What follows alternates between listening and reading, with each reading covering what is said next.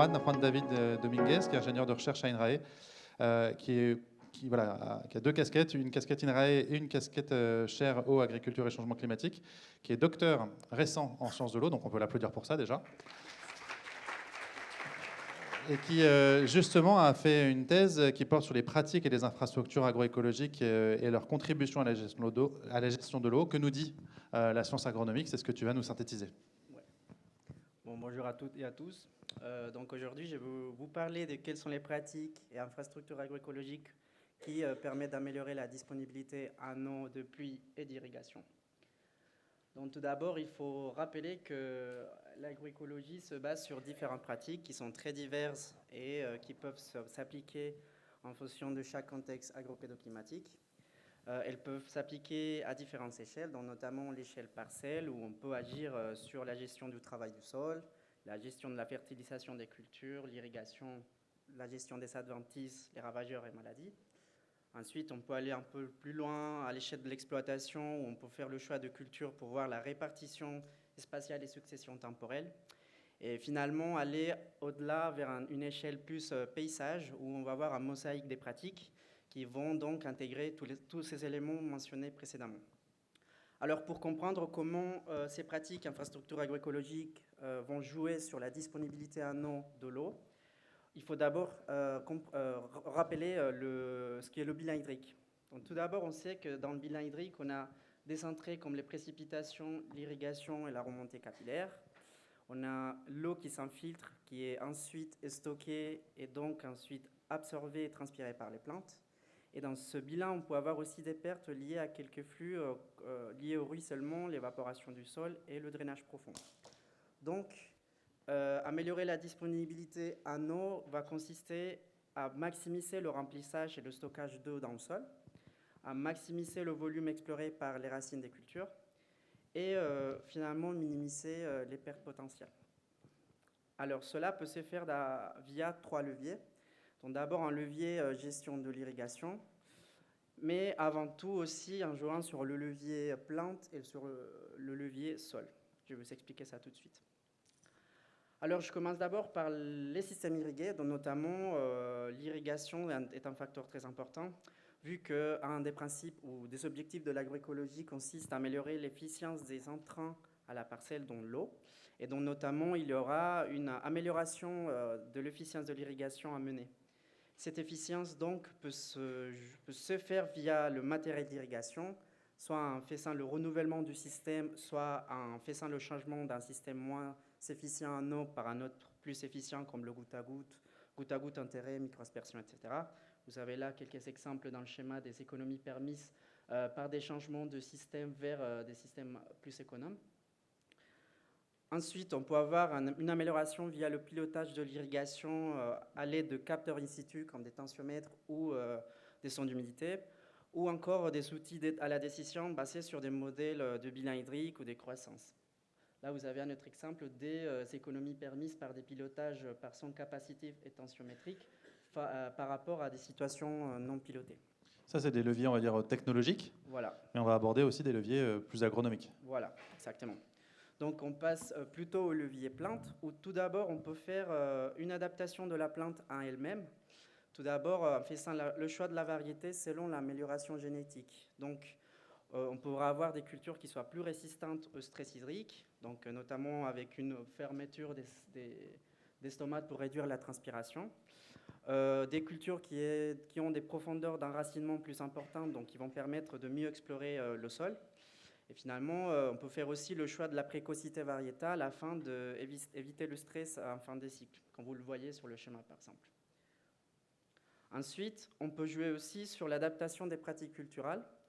Donc, par exemple, adapter l'itinéraire technique en faisant le choix des dates de semis différenciés, par exemple, ou, comme vous voyez dans le schéma, on peut avoir des semis qui soient plutôt précoces pour sortir des périodes critiques de la culture, comme la floraison, des périodes de demande hydrique plus importantes dans l'année. Ensuite, on peut avoir dans le choix d'espèces cultivées à besoin en eau d'irrigation hors les périodes de sécheresse notamment. Donc vous voyez ici dans ce schéma qu'on a des cultures qui sont positionnées de façon temporelle dans l'année ou dans les périodes de forte sécheresse, on a des cultures qui sont plus ou moins consommatrices en eau. Donc l'objectif serait de voir à quel moment on va choisir une par rapport à l'autre. Donc par exemple en faisant le changement d'un maïs par rapport à un tournesol par exemple, qui est moins consommatrice en eau.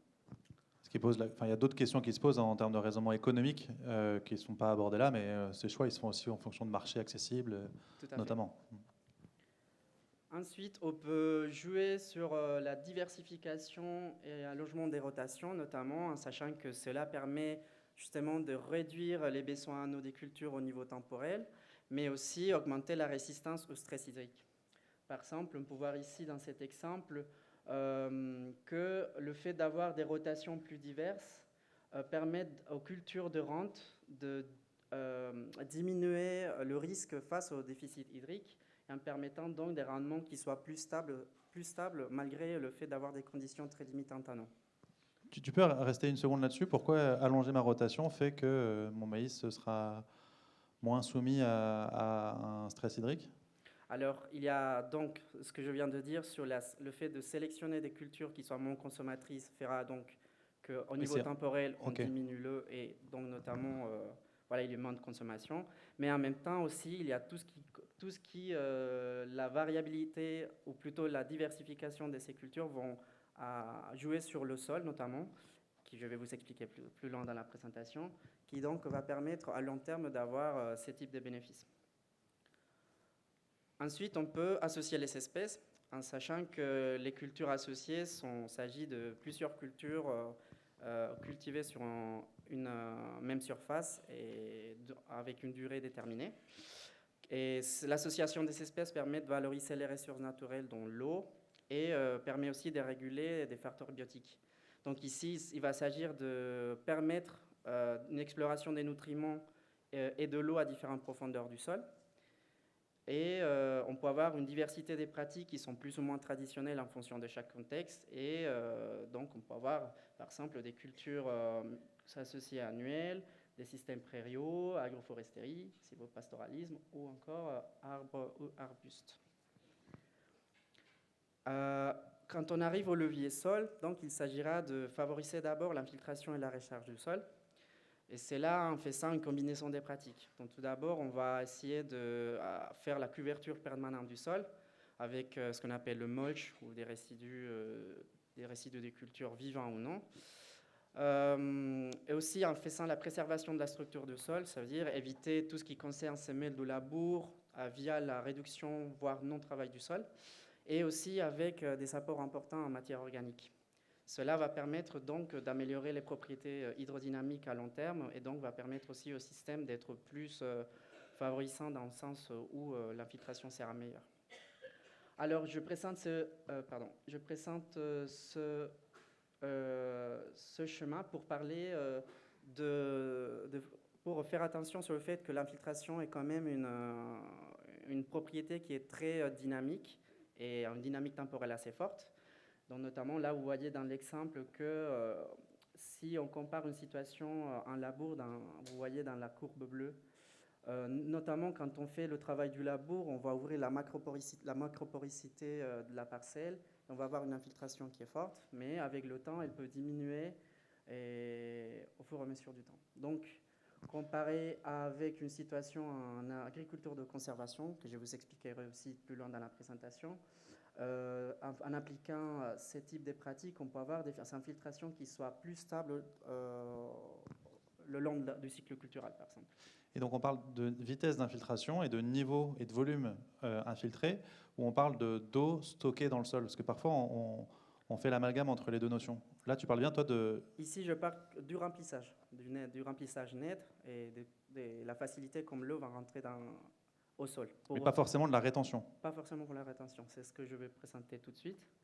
Ou, effectivement, on peut jouer sur l'augmentation du réservoir utile via l'amélioration de cette capacité de rétention en eau du sol avec la préservation de la structure du sol, donc une amélioration nette de tout ce qui concerne la porosité et la stabilité structurale.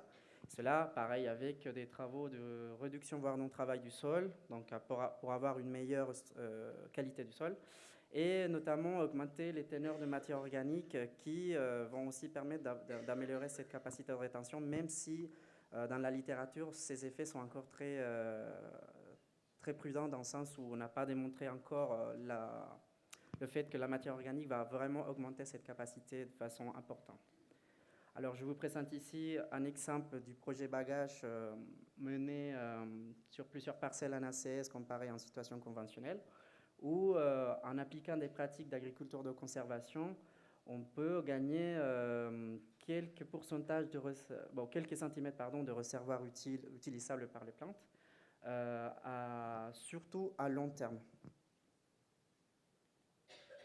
Ensuite, on peut toujours jouer sur ce réservoir utile en agrandissant le volume exploré par les racines, ou, comme je vous ai dit précédemment, on va jouer sur le choix des cultures ou variétés à enracinement plus profond, en évitant le semel de labour pour qu'il y ait une prospection racinaire encore plus importante, et finalement en favorisant ce qu'on appelle l'association avec les mycorhizes. Je vous présente ici aussi un autre résultat du projet Bagage où ça a été démontré que des parcelles en agriculture de conservation de sol permettent en fait d'avoir des taux de mycorhisation plus importantes et du coup une disponibilité des nutriments et d'eau aussi plus importante pour les cultures. Oui, là, on ne parle pas forcément de biostimulants qu'on vient rajouter, mais de pratiques culturales qui favorisent, on va dire, la stabilisation de communautés endogènes de mycorhizes. Et puis, il existe par ailleurs des services d'amplification des communautés endogènes existantes pour venir, on va dire, restaurer des situations qui seraient trop dégradées. Exactement. Ensuite, on parle maintenant des pertes, où notamment on commence par la réduction des pertes par ruissellement, qui est notamment observée dans des sols en pente, et notamment pour diminuer aussi des problèmes liés à l'érosion des sols. Ou d'abord, on peut passer par les techniques culturales, où on peut jouer sur le sens du labour, ou le non-labour justement, et l'application de la couverture végétale. Là, je vous montre un exemple de plusieurs études en fait, qui ont étudié le fait du ruissellement relatif par rapport à un sol nu, avec différents types de couverture, et les effets sur la réduction de ces ruissellements par rapport à la couverture végétale. Donc on peut voir que plus on augmente la couverture végétale, moins le ruissellement sera, moins de ruissellement il y aura. Et donc ça fait effectivement qu'on ait moins de problèmes d'érosion dans des parcelles notamment en pente. Finalement, si on augmente un petit peu l'échelle, on peut aussi réduire ces pertes par les aménagements, comme les terrasses, les haies ou encore les zones humides, et notamment en améliorant aussi en améliorant l'infiltration et en ralentissant ces flux. On peut toujours aussi, sur les pertes, réduire les pertes vers l'atmosphère. Donc notamment, d'abord, on peut limiter l'évaporation du sol à l'aide de la couverture permanente du sol, donc éviter les sols nus à tout moment de l'année, avec un mulch qui soit importé, donc des résidus, pas forcément qui viennent de la parcelle, mais plutôt différents types de couverts pour le sol, ou en même temps la valorisation des résidus de culture des rotations précédentes, par exemple. Ou on peut aussi limiter la transpiration dite excessive des plantes en favorisant aussi un microclimat qui va donc permettre une température inférieure, une vitesse de vent inférieure aussi, et une humidité locale plus importante afin que l'humidité soit profitable pour les cultures aussi. Alors ici, on peut parler des exemples de l'agroforesterie en combinant les haies et les arbres, et notamment l'association des cultures de façon générale. Alors, toutes ces pratiques que je viens de vous mentionner vont agir notamment sur chaque compartiment du bilan hydrique.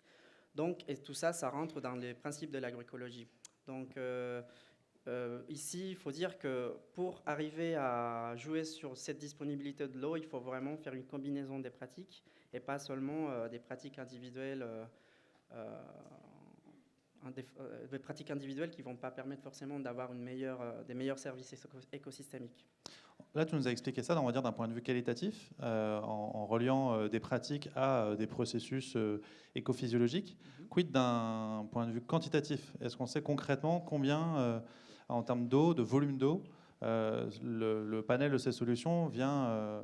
voilà, ça s'exprime en c'est quoi l'enjeu en termes volumiques? Alors, oui. Pour le cas, je vais vous présenter le cas un exemple phare de ce que j'ai fait pendant ma thèse, que c'est l'agriculture de conservation des sols.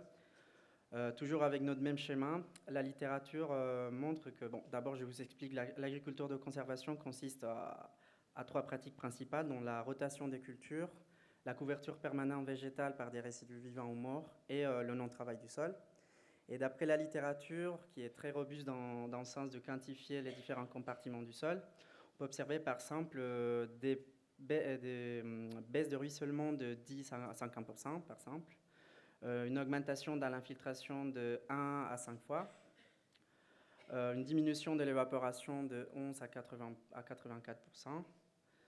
On peut trouver une amélioration dans la capacité de rétention du sol avec une augmentation du réservoir utile de 5 à 10%. Et aussi des diminutions de pertes par drainage profond grâce à la présence de la couverture végétale. Alors, il faut faire attention parce que ces bénéfices potentiels sur les quantités et les volumes d'eau sont généralement observés dans des systèmes qui sont menés à long terme. Ça veut dire... Très aboutis, en fait, des systèmes très aboutis. Voilà, qui sont déjà très performants, on va dire. Et donc, c'est sur ce point-là que je veux faire ce rappel, ou pour mentionner qu'à chaque fois qu'on aimerait tester ou quantifier ces volumes d'eau, il faut savoir dans quelle situation on se trouve. Donc, par exemple, pour le cas de l'agriculture de conservation des sols, on peut d'abord parler qu'une fois on fait l'adoption de ces pratiques, on peut parler des systèmes en ACS en transition pour ensuite aller dans des systèmes plus stabilisés où on voit ces effets positifs dans le bilan hydrique, mais qui peuvent prendre beaucoup d'années en fonction de chaque contexte pédoclimatique et que notamment les résultats vont différer d'un à l'autre. Et c'est sur l'autre point que je voulais revenir. Vous avez vu là un peu la plage des valeurs qu'on trouvait sur chaque compartiment du bilan. Et donc, il faut mentionner qu'il y a une forte variabilité de ces résultats sur chaque compartiment et qui vont dépendre, qui sont très contexte dépendants du climat, sol, culture et type des pratiques appliquées. Et finalement, sur le cas précis de l'ACS, mais potentiellement sur d'autres cas aussi, je veux parler de ce qu'on peut appeler aussi les disservices écosystémiques que l'application de ces pratiques peuvent produire. Donc, dans le cas spécifique de l'agriculture de conservation, par exemple, il existe ce qu'on connaît comme consommation à nos découverts. Donc, ces couverts qu'on introduit dans le type d'agriculture peuvent aussi consommer de l'eau. Donc, ici, on a un exemple de la consommation hydrique des couverts hivernaux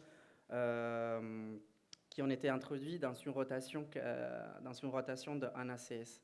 Cela pour dire que cette consommation peut potentiellement induire une baisse du stock initial de l'eau disponible pour la culture d'été suivante s'il n'y a pas forcément de recharge des pluies d'hiver, par exemple.